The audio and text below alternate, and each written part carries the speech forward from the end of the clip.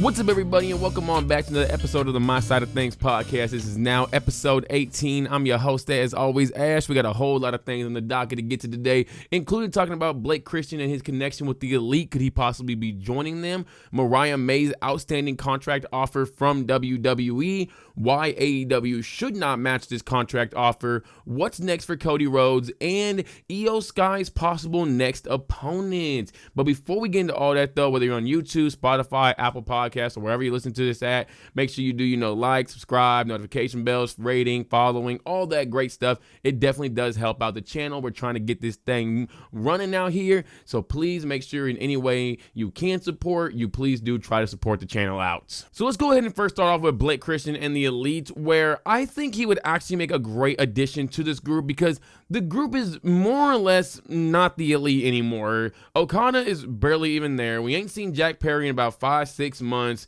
He might come back to this whole storyline, but honestly, I would rather see Jack Perry doing his own thing now. I like this whole kind of scapegoat character he's doing. I think he can kind of like transition it or keep it the same, but like kind of akin to like a lone wolf AJ Styles, where he's really just doing his own thing, not working with a lot of people, just trying to figure out himself. I really like that for Jack Perry.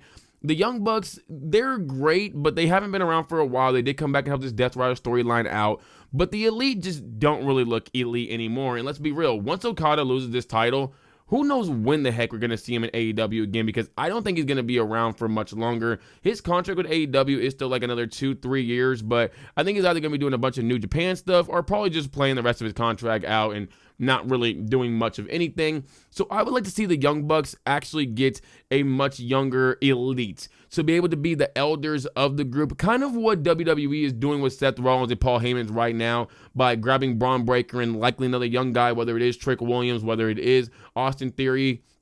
I would love to see the Young Bucks do a similar thing here.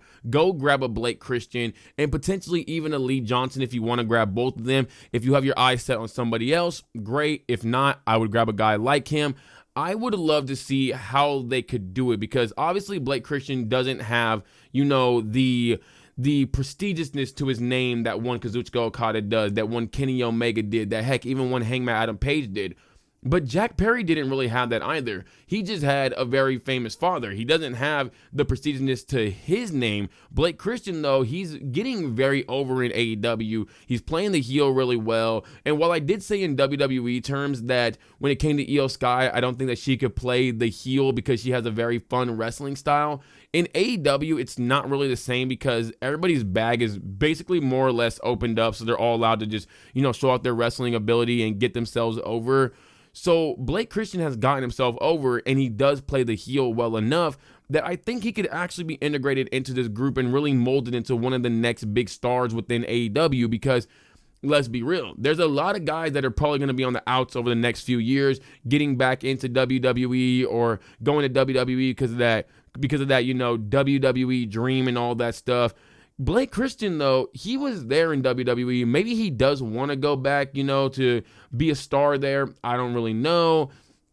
But I feel like if you can at least, take Blake Christian and turn him into a superstar and do great things with him instead of being worried that if you push him too much and you make him too much of a star that he might go back to WWE, that it's going to help AEW in the long run because you're going to have a lot of these short little runs of just great stars doing great things. And if they leave, they leave. But at least it'll be able to keep AEW, churning enough that I think within the next 10 to 15 years that the WWE dream is likely not going to die out. But I think with the way WWE looks right now, if their PR keeps doing this, if it keeps doing this, where they just keep having more and more and more and more and more things come out about them, and AEW is just able to do great enough and still continue to be that number 2 wrestling company with the way that New Japan has looked as of recent, it doesn't really look that good anymore, to be honest. Then you have TNA that's likely about to get bought out soon. You have Ring of Honor, we know about Ring of Honor. It's really just WWE and NXT and then AEW. If they're able to keep it going for long enough, I think eventually people will start to say that AEW dream. They'll have the little, AEW action figures, the Kenny Omegas, the MJFs. They'll have the AEW shirts. I wish I had one to throw up. I don't have one. They will have just AEW dreams of being a world champion there that can not only come true for AEW, but also allow AEW to, instead of only working for the next couple of years, work for the next, like I've said before, next 20, 30, 40, 50 years. I think AEW can become a very prestigious company to where people do have that AEW dream the same way they have the WWE dream.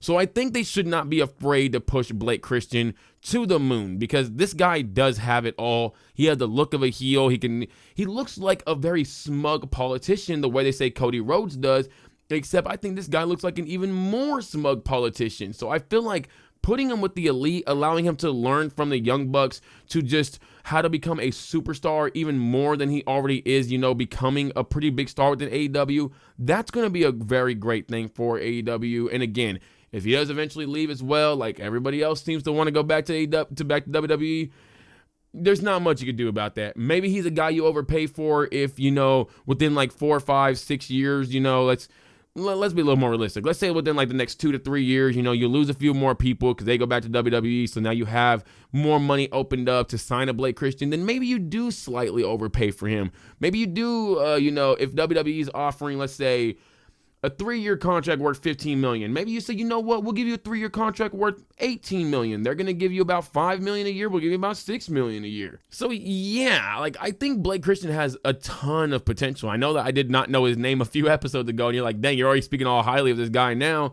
I've been able to watch a few things. I've been able to see him more and more in AEW. I like seeing him against Swerve Strickland. It wasn't, the prettiest match by any means. I wish they did do a lot more with this match instead of just trying to make Swerve Strickland look like the most dangerous man. I wish they would have, allowed Blake Christian to look pretty dang good. I wish they would have had the Young Bucks kind of, get a bit more involved in the match, but I think that Blake Christian is going to be great. His mic skills are pretty dang good. His ring skills are really good. He's going to pick up even more and more. Eventually, he's going to be able to lead matches.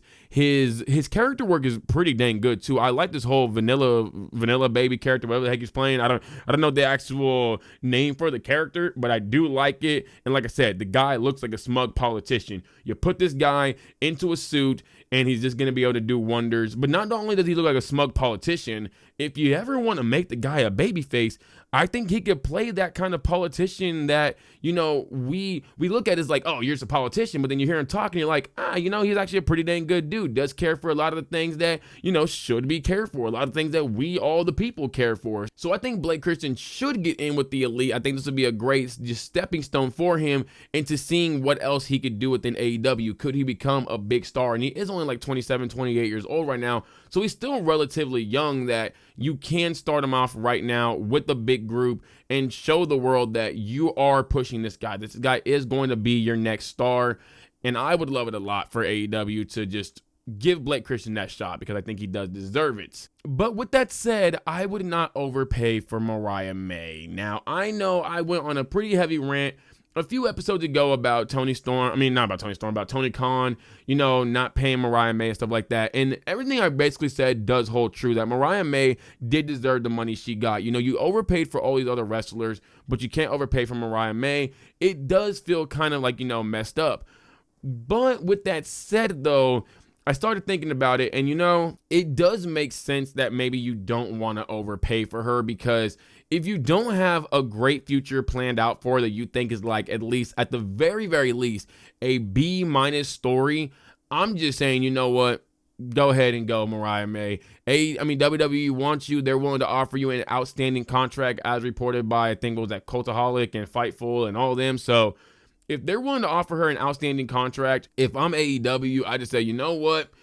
I hope the best for you, Mariah May. I'm not about to go bankrupt, though. If they're offering you like a 4 or 5 year contract worth like 20, 30 mil, I'm not about to pay you like 40 million. No, I'm sorry. I'm not doing it. Heck, I'm not even probably going to pay you 20 million. Yes, Mariah May is young. Yes, Mariah May definitely could help out AEW in the long run.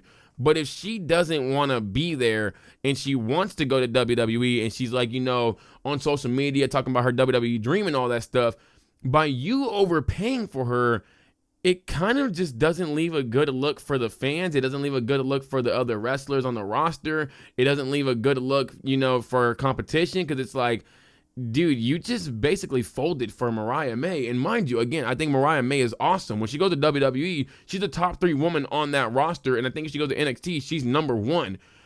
I'm just not folding. I'm not doing it. You got to just let her go. And if she built her name up and she's able to become the super mega star in WWE, maybe she'll come back to AEW. Who knows? Maybe WWE doesn't use her right. And she said, you know what? The grass wasn't green on the other side, but at least I was able to make somewhat of a name. So now when I go back to AEW, things are all fine and dandy. Heck, I can even help the company out a bit because I became a lot more popular. WWE didn't use me right. Everybody see that AEW did use me right. Folks are going to be like, well, dang, maybe we do need to check out AEW a bit more. My bad for moving the camera.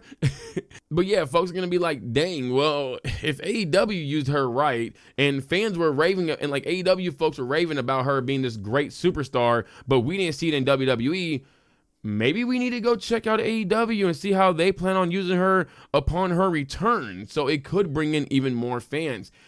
I do think with this WWE dream, it's going to hurt AEW a lot, though. I'm going to be honest with you. And that's why I said, like, for the next 10 years, they got to just hold out. I'm not overpaying every single time for every single dang wrestler on the roster. I don't know why they overpaid for Josh Alexander. I don't know why they overpaid for Speedball Mike Bailey. I don't know why they overpaid for Ricochet. These were not guys that I would have overpaid for. Josh Alexander is probably the only one that I might have overpaid for because he can be a super mega babyface within AEW.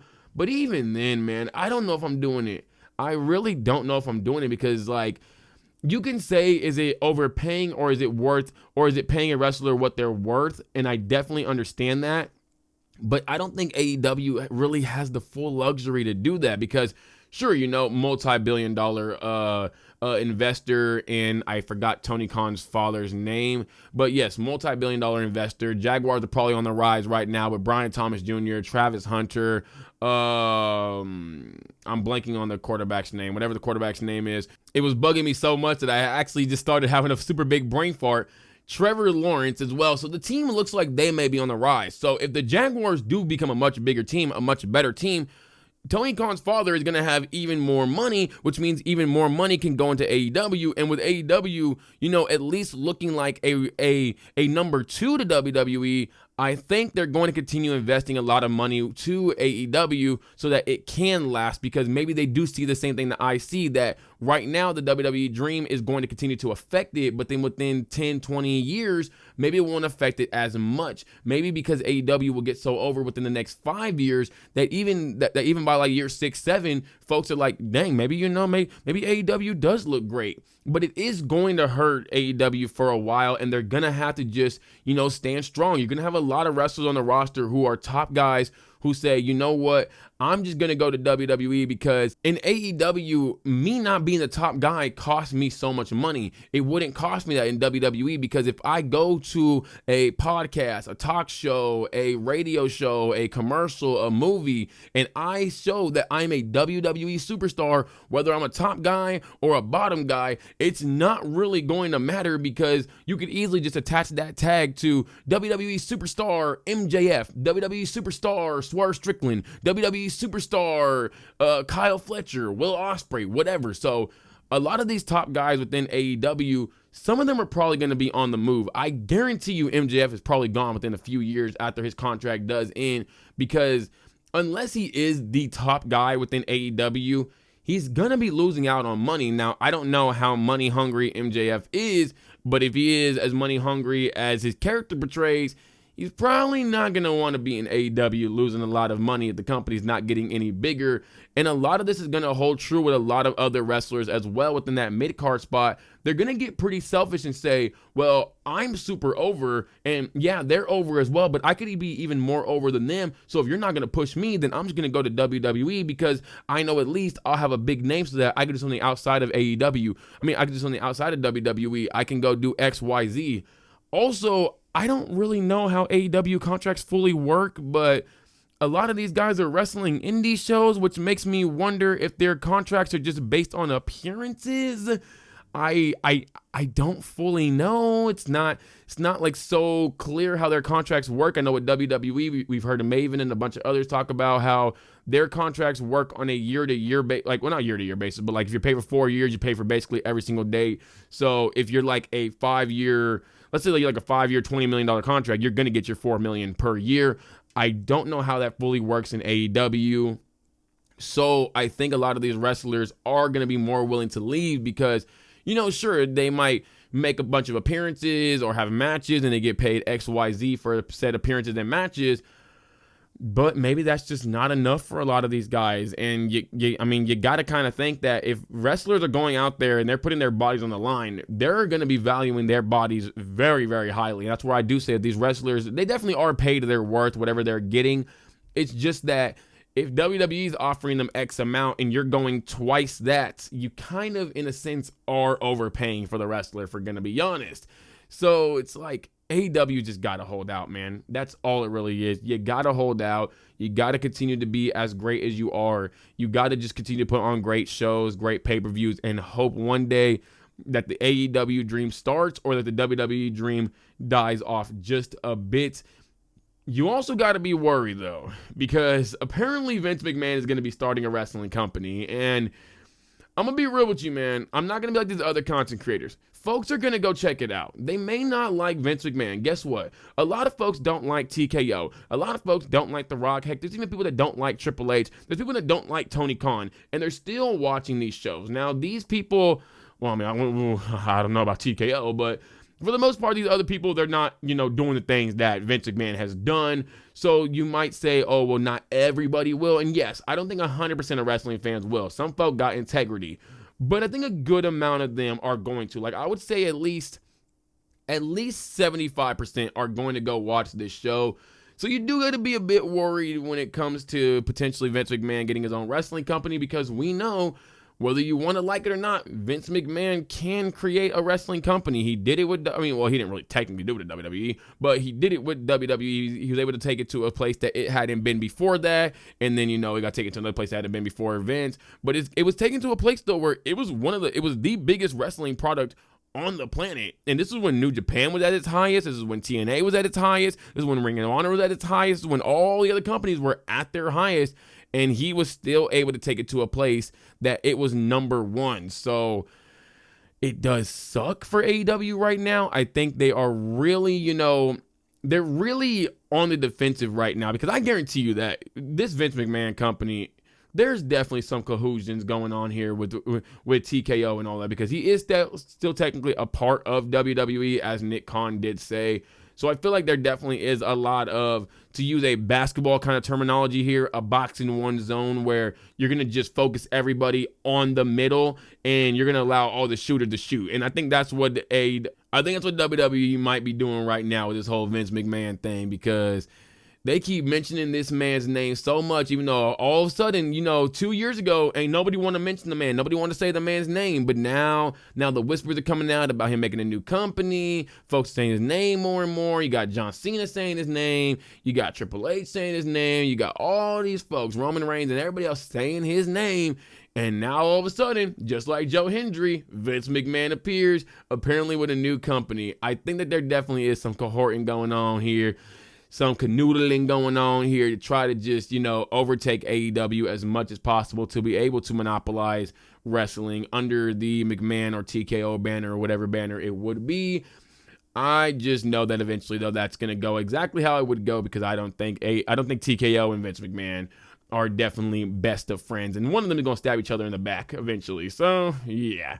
But as far as Mariah May, though, I think that she has a pretty interesting career in WWE if it plays out the way I think it's going to play out, because I right now would plug her into NXT. I know I don't want her to go to NXT either. It doesn't look right. She just came out with the biggest storyline in freaking wrestling history with Toni Storm. But it makes the most sense. You're not putting her on Raw because Liv Morgan's there. You're not putting her on SmackDown because Tiffany Stratton is there. Yes, Liv Morgan is a bit older than Mariah May, but Liv Morgan is still at her hottest that she's ever been. She's one of the highest merch sellers. I don't think Mariah May is going to come in and just take that immediately, but it is going to affect Liv Morgan nonetheless. And with Tiffany Stratton, I think there's a real world where WWE could slowly transition her character into a different character. But if you put Mariah May on the main roster, whether it be Raw or SmackDown, it's going to affect Tiffany Stratton.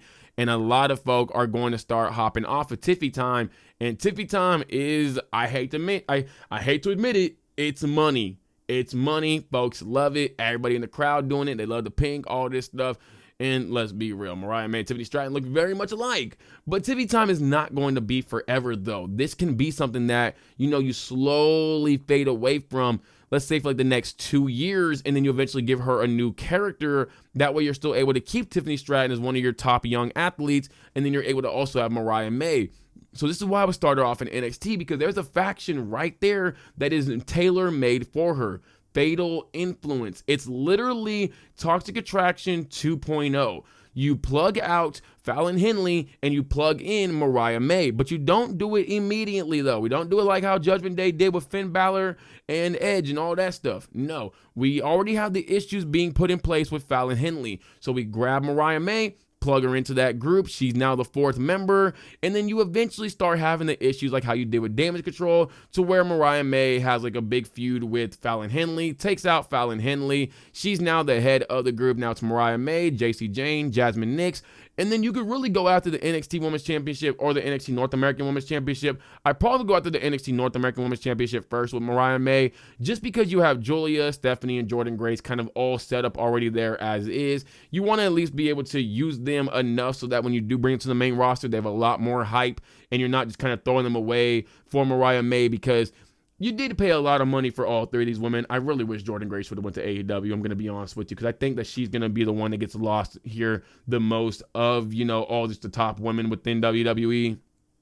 And it sucks because Jordynne Grace had one of the best runs as a TNA knockout, the TNA knockout champion? I don't know the exact terminology there. I think it's TNA Knockouts World Champion. Yeah, there we go. TNA Knockouts World Champion. She had an amazing run with it. And I would hate to see her get kind of screwed over, but she might be the odd woman out here. But I think, though, they're still going to at least do Stephanie for the next few months as the NXT Women's Champion. Then they'll do Julia or Jordynne Grace. Probably Julia, because I think Jordynne Grace could have other storylines, other places. So they would do Julia next. Then they'll probably do a couple more months. So let's say Stephanie runs until, I'm going to go until like July. Maybe August. What is it right now? April, May, June, July, August. Yeah, it's about a cool little 4-month reign, or it's about like a 5-6 month reign, because she got it in March. And then you have Julia go from August to September, October, November, December. Maybe go to January, lose it at New Year's Evil to Jordynne Grace. And then you have Jordynne Grace hold it from, let's say, February, March, April, May, June, and then drop it to Mariah May. This could get Jordynne Grace into the main roster. I know I did have a whole storyline of Jordynne Grace being the Royal Rumble winner next year. You can still do that as well if you just don't plan on having her be the NXT Women's Champion, and you kind of just had her down there to, just do whatever. Heck, you could even have her, potentially win the Women's Championship, go to the Royal Rumble, win the Women's Royal Rumble, and then drop the belt before WrestleMania. You could always do that. You could definitely have Naomi win the Women's Championship sometime down the line and then cost Jordynne Grace her Women's Championship. That way Jordynne Grace does go after Naomi, and then, you have that match at WrestleMania. You could easily do that as well. I would probably hold off on Mariah May getting the any big title too soon, because you don't want to just force it. You want to have it be a very smooth transition. So you have her take over Fatal Influence. You have her play that Mandy Rose character. I think she could play it much better than Mandy Rose did. Although, shout out to Mandy Rose, because she did play it really well. And we know that WWE loves to take old storylines that didn't really work that well and try them again with other wrestlers, with much better wrestlers.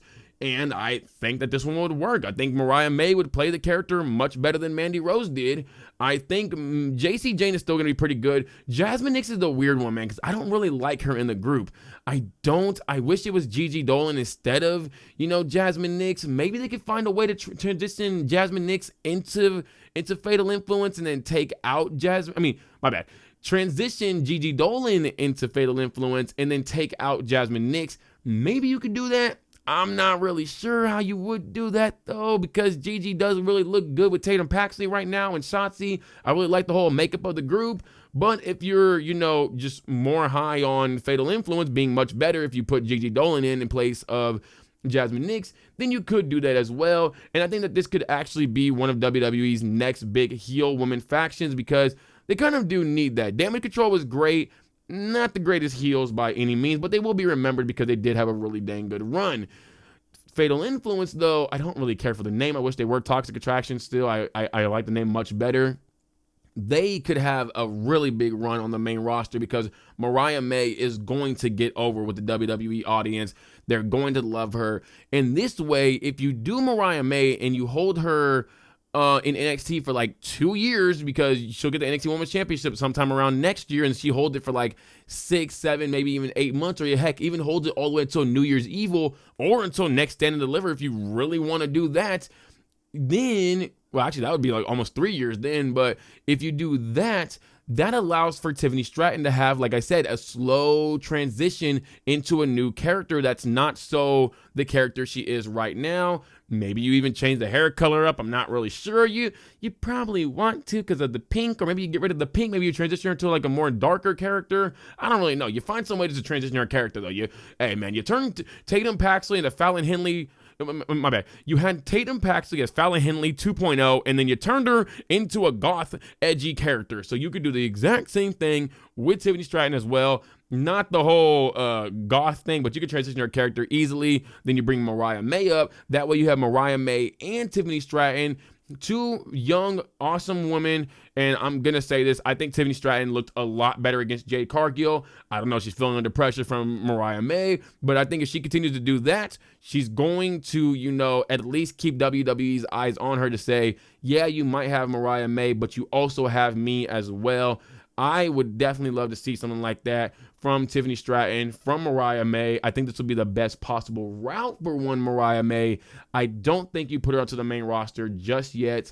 It's going to be great for her, but you going to be losing a whole lot. And I said it before with Lyra Valkyria. I'll say the exact same thing with Tiffany Stratton. Tiffany Stratton has something that Mariah May does not have, which right now is star power. And if they're able to, just let her go and allow AEW to pick her up, Jesus, that'd be a bad move in my opinion. A bad move in my opinion. I would not allow Tiffany Stratton to go. I know I've been critical of Tiffany Stratton, so you're like, why are you so high on Tiffany Stratton now? I'm not. It's not that I'm high on Tiffany Stratton. I can see the star power, okay? I'm not an idiot. I can see the star power. I think that she's going to be a superstar, whether it be in WWE or wherever the heck she does end up at. And if AEW gets her and they keep the character, that's going to be just super over the moon. And a lot of those Tiffy Time fans that were in WWE, they are going to come over to AEW if she's still doing the exact same character as well. Heck, even if she brings kind of back like her Nepo Baby character a bit more than she does have it right now, that's going to help out a lot too. So, yeah, no, if I was WWE, I don't want to be helping WWE out. Y'all know how I feel about WWE. I like it. I don't like, the people in charge and all that stuff. If I'm WWE, though, this is what I'm doing with Mariah May. I think it's the best fit for her. But let's go ahead and talk about Miss Old. It didn't sound anywhere as good. I'm pretty sure y'all all wanted me to shut up. But Miss Io Sky, though, it looks like we might have found her next opponent. And it is not going to be Miss Rhea Ripley. I think Rhea's going to be involved in a lot of Roxanne stuff. Gosh, man. Rhea Ripley versus Roxanne. Oh, Jesus Christ. Oh, my gosh, man. I hate it so much. I really do, man. My dog is going to get squashed. Ugh. Oh, my gosh. But it's not going to be Rhea, though. I think Rhea's going to be busy for a while. She'll probably be out of the championship scene. Not as long as she needs to be, but long enough. I don't think it's going to be Roxanne either, because Roxanne's probably going to be involved in a lot of this Rhea stuff. They might be dropping the Cora Jade storyline, or they probably are dropping it. I don't know what they're doing with it, to be honest. But I think it's not going to be Miss Asuka either, because, sorry to say this, nobody is ready for Asuka. And just like Io Sky is not going to be ready for Dakota Kai to turn heel. Dakota Kai is 1,000% turning heel. There was a whole little clip of her when she was coming out for one of her matches after Io had won the World Championship. I don't know if it was like the following week or whenever it was, but Io Sky was in the background cheering for her, and then the camera starts to pan over a little bit, and you see Karrion Kross behind her. We know how Karrion Kross is, whether it be with the likes of Shinsuke Nakamura, AJ Styles, Drew McIntyre, Carmelo Hayes. He's gotten involved with all these guys, and they all became heels. The only one that didn't really do that was Rey Mysterio, but he did kind of go to the dark side a bit by whipping Dominic Mysterio literally in front of everybody. So you can say that he was able to at least influence him as well. And I've already said I think Sami Zayn's going to turn too. I think Dakota Kai is the next one, man. It doesn't really make much sense for her to be a face. I don't think she plays the face role really that well, in my opinion. And we know that this woman has a history of turning on people. She did it with Bayley already just last year. She done it with Raquel back in NXT. And sure, you did have Dakota and Io who look like best friends, and they won the NXT Women's Championships.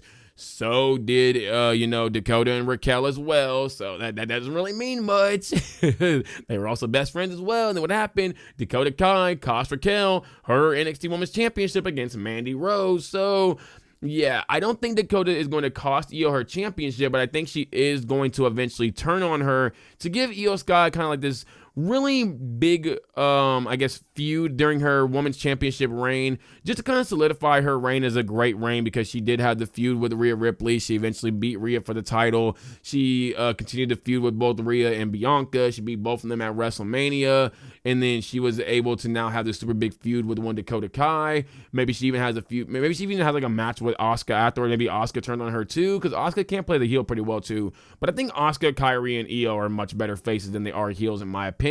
They could do the match regardless, though. Heck, maybe we even get like Dakota. I mean, not Dakota. We get Io versus Asuka first, and it's because, Io offers Asuka a match because that's her mentor and all that stuff, and Dakota feels kind of jealous about it. Dakota goes on to feud with maybe Asuka, beats Asuka, and then goes on to face Io Sky, but loses to Io Sky. I think that'd be a great setup for not only Io, but also Dakota, because like I said, it gives Io the big feud. But it also gives Dakota Sky a big moment. She gets to be on a much bigger platform facing off against the WWE or the Women's World Champion. That way we can move Dakota on over to SmackDown, continue to be a great heel, and get within that mid-card scene, because I think Dakota Kai is somebody that could be an awesome mid-carder. She's so good on the mic. She's so good with her character work. Her charisma is pretty damn good as well. I think her ring work is still... It's getting better and better every day. A lot of it is just due to injury, but it still gets better and better. She does use the GTS and like the haluva kick. Not the most similar to those moves, but it's basically that. That's basically the exact same thing. I think she needs to, solidify what her finisher is going to be. I would love to see for her to use a submission style finisher. I think she has a lot of the heel style when it comes to wrestling, as it's not like the most enjoyable type of wrestling. Not saying it's boring. It's like a Randy, like a Christian, like a Charlotte Flair. So I think she's going to be able to do it well enough that she'll be able to be a staple within that mid-card division. Zelina Vega is going to need a heel soon to eventually overcome her. And I think that would actually be one Dakota Kai. I would love to see her get the U.S. title. It'd be awesome for her. I'm a super big fan of Dakota Kai. I've had a lot of stock in her. I said that I wish that, she could kind of be more the mouthpiece for Damage Control right now, because of the fact that, Io Sky, Kairi Sane, they don't really use them on the mic that much because their English isn't that great. I would have loved to have seen Dakota Kai be that mouthpiece, but now I would love to see Dakota Kai kind of be on her own and allow WWE... allow her to, get some spotlight as well, because we've seen the Kabuki Warriors do great things. We've seen Io Sky do great things. We've seen even Bayley do great things. We never seen Dakota Kai do anything great. We've seen Solo Sikoa had a really big year last year. I think Dakota Kai could have a really big year this year. I'm super happy if she does get this, because she's, like I said, she's been one of my favorites for a while now. I have a lot of stock in Dakota, and I want to see the ones in the groups that never really get much. I want to see them get much, man. I thought it was going to happen last year with Io and Dakota as they started tag teaming. Sadly, we did not get that. They didn't get any kind of, gold or anything like that. It was with Unholy Union and Jade and Naomi, then Jade and Bianca. Jade and not Jade and Naomi, Bianca and Naomi. I was thinking of Jade and Naomi's freaking feud. Jade and Bianca and Naomi, and no, Damage Control didn't really get much love after WrestleMania, so I really do hope that Dakota Kai does get some love this year. And honestly, looking back at my breakout superstars, I think Dakota Kai might actually be that one. I think she might be the breakout for the women's division for WWE, because I don't really see much else, like many other wrestlers breaking out this year. You could say Jacob Fatu, but Jacob Fatu was kind of already breaking out late last year. I think everybody already knew exactly who this dude was, so I don't think he's technically a breakout star by any means. This is more like this is like when John Morant won Most Improved, dude. Like, you were the number 2 pick. You should have won. Like, you should have already been a superstar. You should have already been an all NBA player. You didn't need the most improved. It didn't really make much sense. It's kind of the same thing with Jacob Fatu. It doesn't really make much sense to give him the breakout star when he was already a breakout last year. Now, next up, we do got to talk about Mr. What do you want to talk about? Oh my gosh, man, this guy annoys me when he says that so much, because it's like, it'll be something super obvious that we all want to talk about. Here go Cody Rhodes. So what do you want to talk about, guys? What do you mean, what do we want to talk about? You just got beat up by John Cena. You just worked with Roman Reigns. That's what we want to talk about. We all want to talk about it. What, you don't think we want to talk about the political scene, the political landscape and all that stuff? No, dude, you don't think we want to talk about the freaking like the economy and all that? No, Cody, I know you look like a politician, but come on, man. No. Cody Rhodes, I think, as much as I want him to dethrone Seth Rollins and not John Cena, I think he's the only guy that can. There's nobody else that really makes sense to dethrone John Cena. It's not going to be Randy. If this was happening later, maybe, but Randy's already facing him early, so it won't be Randy. I don't think it's going to be AJ Styles. I don't think it's going to be Seth Rollins now because he's a heel. Maybe Roman Reigns is the guy, but he's wrapped up in a lot of Seth Rollins stuff, so who the heck knows what happened with that. CM Punk, another one, maybe, but he'll probably be facing Cena at Money in the Bank, so we're not going to probably have it happen there. I don't think Cena's going to have like a 2-3 month run. He's probably getting like an 8-9 month run at most. I think the guy is going to be Cody Rhodes. How this is all going to play out, it's very weird because apparently we're supposed to be getting a Cody Rhodes, Bad Bunny versus Travis Scott and John Cena match. I really don't need that match. I don't think anybody's asking for that match. It's you think I really want to see Bad Bunny versus Travis Scott? Dear, no, I don't need to see that. I'm not even happy for the fact that Travis Scott's likely going to be in WWE 2K25. I just know it sounds awful. But I think Cody Rhodes is going to come back, and he's going to kind of be the same character that he is. I don't think we're going to get a more edgier version of Cody Rhodes. I don't think we're going to get like Homelander Cody Rhodes by any means.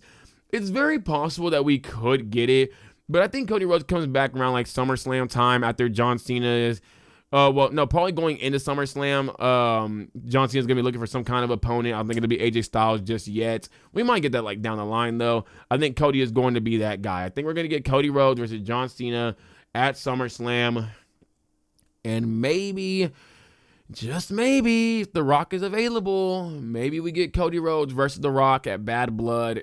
It's probably not going to happen, but we could get it there. Maybe we get AJ Styles versus John Cena at Clash in Paris or whatever that PLE is called.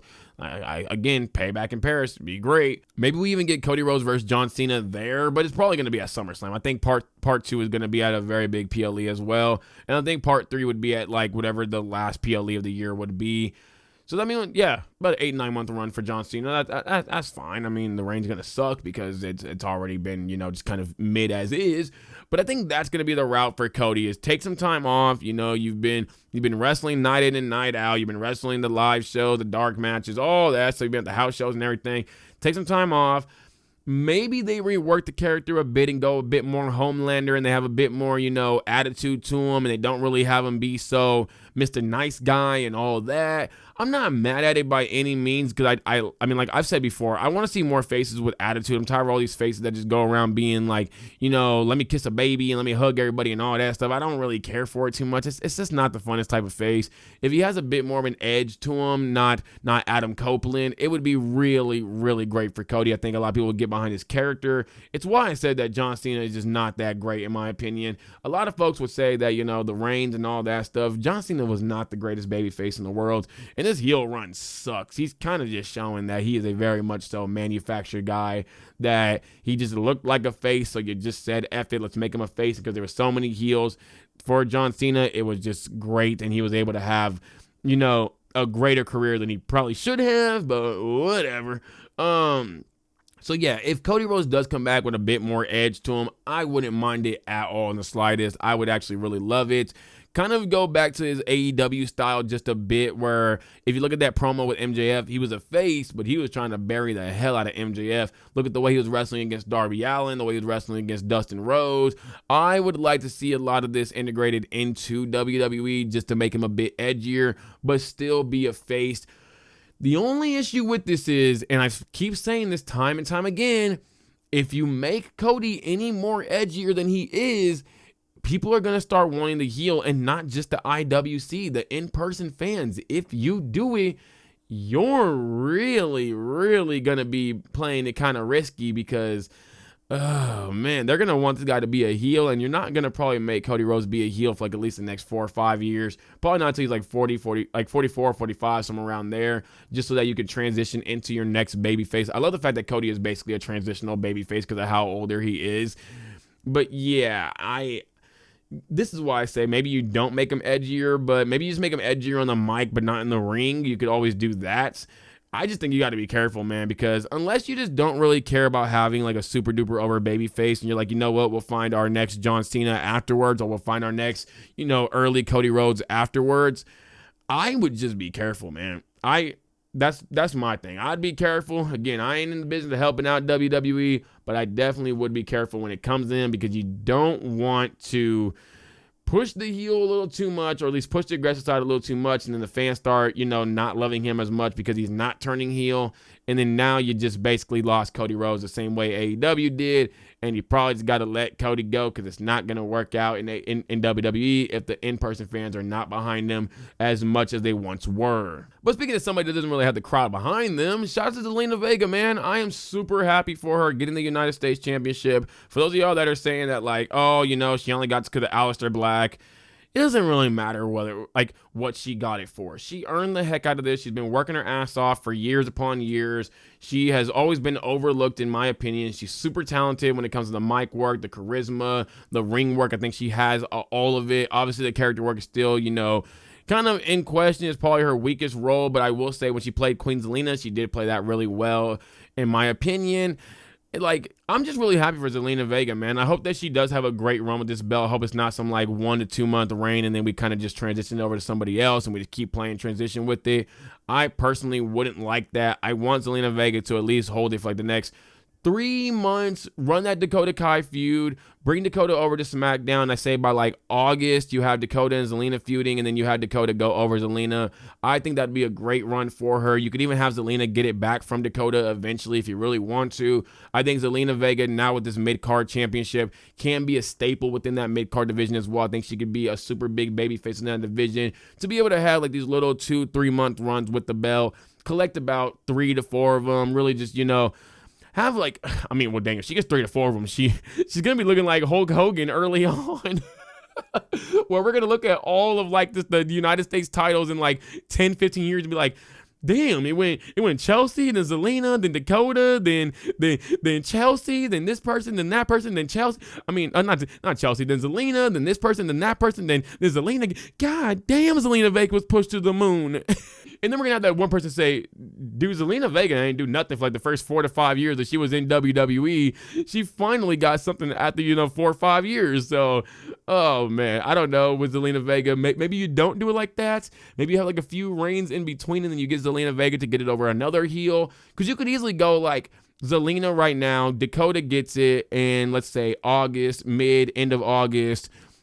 And then you have Dakota hold it for August, September, October, November. Have her lose it to, let's say maybe Chelsea Green gets it back, or maybe an Alba Fire, maybe a Naomi gets it. Maybe somebody else in that mid-card scene could get a Michin. I would like to see Michin probably get it. So Michin could get it from Dakota in December, and then we go January, February, March, and I would love to see maybe Zelina gets it back from Michin in a friendly, not a feud, but a open challenge kind of thing. Maybe a friendly little match. She just gives her a championship match, and then Zelina Vega gets that belt from Michin. That would even be a great way to transition Michin into a heel, because a lot of times when faces that look very much heel-esque or who have played heels in the past, when they do lose their championships, or they do lose a big match to somebody that they had a lot of respect for, they eventually become a heel. So I could see Zelina getting that back from Michin, and then Michin turns heel and starts attacking Zelina at some point in time, and then we have Zelina and Michin kind of feuding. That goes until maybe WrestleMania time. If you really want to do that, that'd be a great one to have at WrestleMania next year, especially if we allow Michin to actually become Michin, who can wrestle and do eat defeat a lot better. So yeah, I think that'd be really great for Zelina. So yeah, I think that'd be a really just great little run for Zelina to start off with. Is over the next few months, you have her just maybe even have open challenges if you want to. But I would just have her hold it to at least August at the very, very latest. I would not try to, go like 5, 6, 7, 8 months with Zelina. I'm personally not doing that. And I would not do like a 1 to 2 month run. It's just not going to be fair to Zelina. People are going to be like, bruh, we took the belt off of Chelsea for a 1 to 2 month run. Like, come on, no, we're not doing that. Heck, you got Roman Reigns fans now saying, bro, we took the belt off of Roman Reigns for Cody to go have a horrible match against John Cena. Come on, man, why did we do that? And I'm not even going to lie to you. I don't like Roman Reigns, but they're 100% right. And I was 100% right about Roxanne Perez. This whole big push by WWE, it ain't going to be happening anytime soon, man. I could be real with you, because if she's going to Raw, oh my God, bro, Becky's going to get the title. Becky's going to get the IC title. You still have EO. Whoops, I dropped Edge and Seth. My bad. I like how I dropped the two that feuded with each other. That's funny. But yeah, no, you're going to have Becky get the IC title. You probably still have EO having the Women's World Championship. I don't think Roxanne Perez is going to get the Women's World Championship within, like, sometime this year. Maybe she is the one to dethrone EO Sky. I just think for Roxanne, it's going to be a thing if she has to wait her time. I think because she's only 23, you have Io Sky who's 32, 33, you have Bianca who surprisingly is 36. My goodness, shout out to Bianca. You have Rhea Ripley who's 28, 29 now. You have Stephanie who's 32. You have Julia who's 30, 31. You have Liv Morgan who's 31. You have Jordan Grace who's 30. A lot of these women are like 6 to 7 years older than her. I think you allowed them to all have their great runs, and then by the time Roxanne is like 27, 28, she might become like a super over babyface because of the fact that she hasn't really done much in that main event scene. Or, maybe she's only in the mid card and we're like, okay, we want to see her in the main card now. And by the time she's let's say, like I said, 27, 28, that's 4 to 5 years. It sucks because you got to wait so long, but I think that she could end up having like a really great just next 5 to 6 years, getting multiple championships. She'll probably be stacking a lot of championships while she's, on her climb to that Women's World Champion, WWE Women's Champion, maybe getting a tag team belt with somebody. I could even see a potential tag team of her and Lyra. That might be pretty interesting to do, seeing as they did, feud at one point in time. You could even have Roxanne and Lyra kind of be like the next Kevin Owens and Sami Zayn. I think they're much more in the same ballpark than Roxanne and Cora Jade are. Maybe you could have, maybe you could even have Cora Jade kind of like work herself up, prove herself to Roxanne. They become a tag team again. Like Roxanne sees that Cora is now worthy of even being her tag team partner, because obviously it was Cora Jade that was ahead of Roxanne at one point in time, and then Roxanne surpassed her by miles upon miles, and then now Cora's gonna have to build herself up. So I could see that being a thing. I could see Roxanne getting like just multiple little, maybe not multiple, like maybe like 2, it's multiple, 2, 3 IC titles, maybe like 2 tag titles. She just stat padded and all that stuff. And then when she gets her Women's World Championship reign, her WWE Women's Championship reign, now it's like she's a multi-time mid-card champion, multi-time tag team champion, and now a top champion as well. Her career is going to look really dang good. And maybe this is for the better, because I did say before that I want to see WWE not just overuse the woman early on and instead allow them to have, slow buildups and then start getting their world championship reigns a little later into their career instead of always so early, because I feel like it just runs the woman dry really quick. Because like I said, Rhea Ripley is only 28, 29. I might even be highballing it. She might be only 27. She's not even in her 30s yet, and you've already just used her up.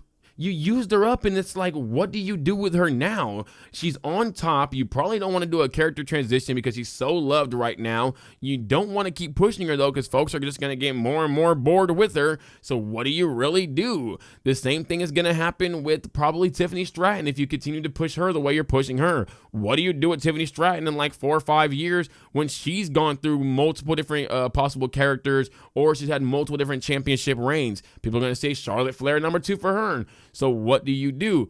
I think you take it slow, you allow her to progress over time, and then you allow her to become a less than manufactured top champion, less than manufactured face of the company, equivalent to a lot of other superstars who had to take the mid-card route first and then eventually became that top champion and became one of the faces of the company or even the face of the company.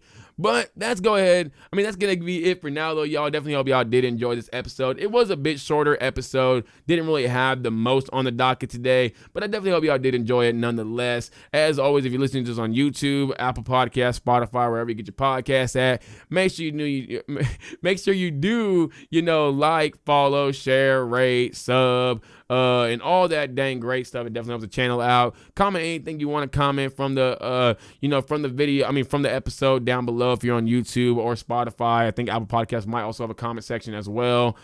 Just drop your comments for whatever you want to talk about. Whatever just drop your comments for whatever, whether it be from this episode, whether it be something you want me to talk about in the future. I'll definitely get to it in the future if I can get to it, or I will respond to y'all in the comment section if it's just something relating to this episode. But for now, y'all, that's it. I'm out. Peace. Have a great day, everybody. Bye. Y'all.